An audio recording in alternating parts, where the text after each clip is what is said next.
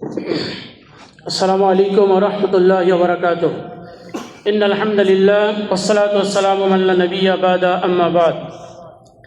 বাংলাদেশ খেলাফত মজলিস কুষ্টিয়া জেলা শাখা কর্তৃক আয়োজিত আজকের এই নাগরিক সমাবেশের সম্মানিত প্রধান অতিথি, এদেশের লক্ষ কোটি যুবকের হৃদয়ের স্পন্দন, কারা নির্যাতিত মজলুম জননেতা, বাংলাদেশ খেলাফত মজলিসের সম্মানিত আমির জনাব শাইখুল হাদিস ইবনে শাইখুল হাদিস আল্লামা মামুনুল হক, বাংলাদেশ খেলাফত মজলিসের কেন্দ্রীয় দায়িত্বশীল ভাইরা, বাংলাদেশ খেলাফত মজলিসের বিভিন্ন থানা ও ইউনিয়ন থেকে আগত দায়িত্বশীল এবং সর্বস্তরের আমার প্রিয় সংগ্রামী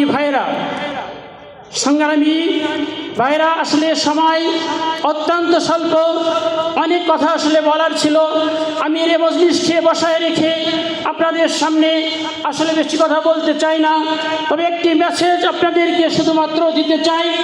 আজকে যেই সময়ের মধ্যে আমরা আজকে এই সমাবেশ করছি, সেই সময়ে আমাদের চতুর্পাশ থেকে আজকে আমাদের সেই জুলাইয়ের শহীদদের রক্ত, সেই শহীদদের সেই বীরত্বের সেই বিপ্লবের সুবাস আশেপাশে আজকে আমাদের কানে ভেসে আসছে।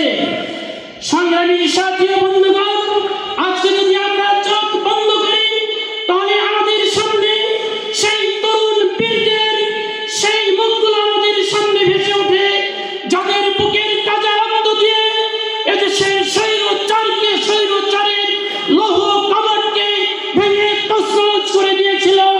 সেই যুবকদের কথাগুলো এই সময় আমাদেরকে মনে পড়ে যায়। সংগ্রামী সাথী ও বন্ধুগণ, সেই চেতনাকে আজকে আমাদেরকে ধারণ করতে হবে, সেই চেতনাকে আজকে মুছে ফেলতে চাই। সেই চেতনা আসলে ছিল যার মাধ্যমে জুলাই সনদ কি হয়েছিল, প্রণীত হয়েছিল। জুলাই সনদ এটা কোনো নির্বাচনী কোনো ইশতেহার নয়।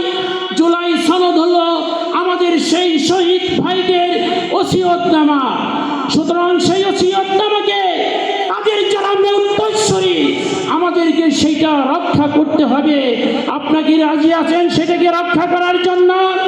আল্লামা মামুনুল হক সেইটাকে কেন আজকে সেই জুলাই সনদকে বাস্তবায়ন করার জন্য, আজকে সেই গণভোটের রায়কে বাস্তবায়ন করার জন্য সারা দেশে আজকে নাগরিক সমাবেশ কেন করতেছে, সেইটা আমাদেরকে বুঝতে হবে। সংগ্রামী প্রিয় দেই ভাইরা, আমাদেরকে সেই জুলাই চেতনা কেন আনতে হবে সেই কথাটি আসলে বিস্তারিত কথা, তবে একটি কথা বলতে চাই। জুলাই সনদের মূল কথা হলো যে দেশে আর কোনো ফ্যাসিস্টের পুনরাবৃত্তি হবে না, নাগরিক তার সকল নাগরিক সুবিধা পাবে। সেইটাকে আজকে বাস্তবায়ন কারা করতে চায় না?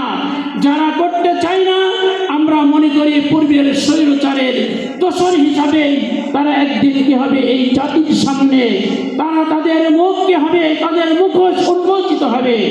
সংগ্রামী তৌহিদি জনতা, আমি সবসময় একটি কথা বলে থাকি, বাংলাদেশ খেলাফত মজলিস গতানুগতিক কোনো রাজনৈতিক সংগঠন নয়, বরং বাংলাদেশ খেলাফত মজলিস আল্লাহ রসুল সাল্লাল্লাহু আলাইহি ওয়াসাল্লামকে আল্লাহ পাক রব্বুল আলামিন যে মৌলিক 3টি মিশন দিয়ে পাঠিয়েছিলেন, সেই মিশন বাস্তবায়নের জন্য একটি প্রোগ্রাম মাত্র তৈরি করেছে।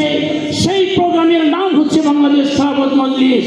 আল্লাহ রসুলের 3টা মিশনের মধ্যে একটি ছিল তালিমে দ্বীন, দ্বীনের শিক্ষা, তাবলীগে দ্বীন, এই দিন অন্যের কাছে পৌঁছানো। 3 নম্বরে তাকলিবে দ্বীন, এই দিনকে সকল দিনের উপরে কি করা, বিজয় করা।